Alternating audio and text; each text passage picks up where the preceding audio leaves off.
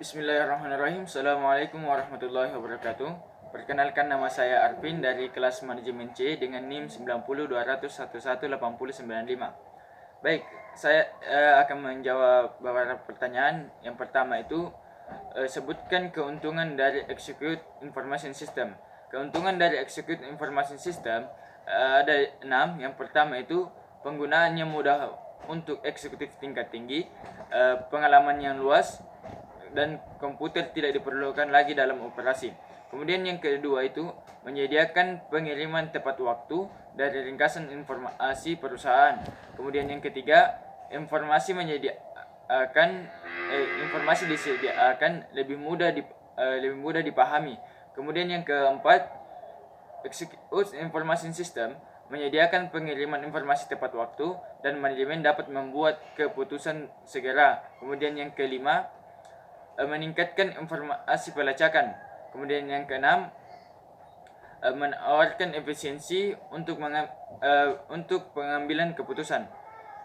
Kemudian yang nomor kedua itu, jelaskan 4 sumber informasi pemasaran.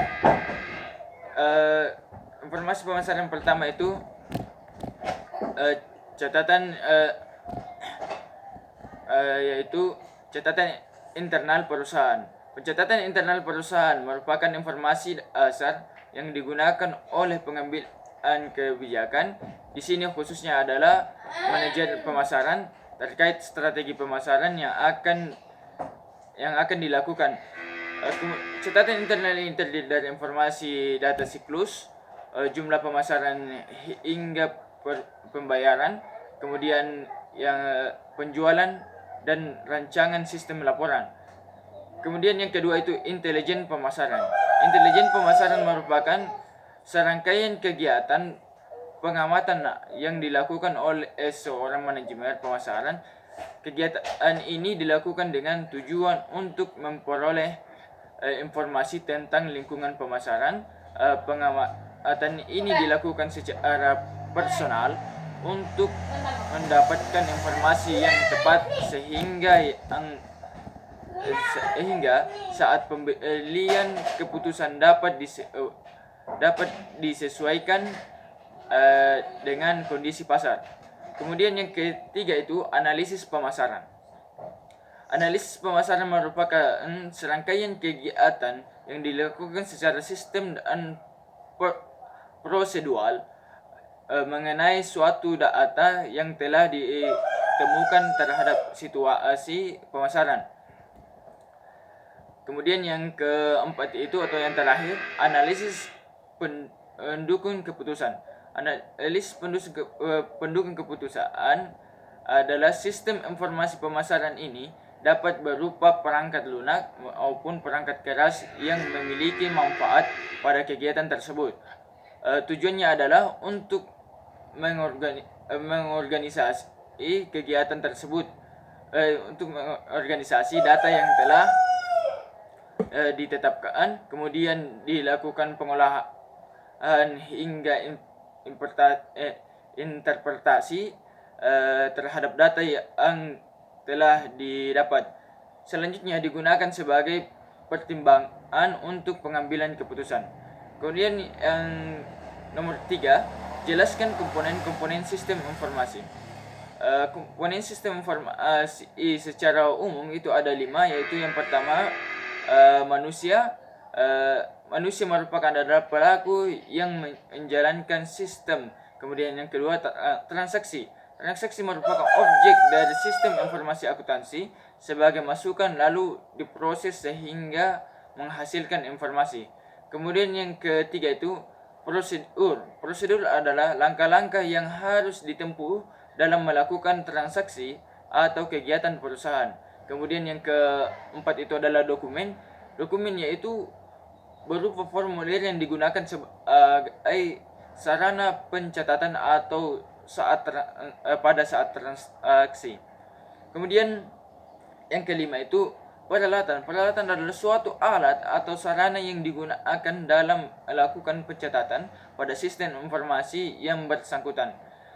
Kemudian yang kelima,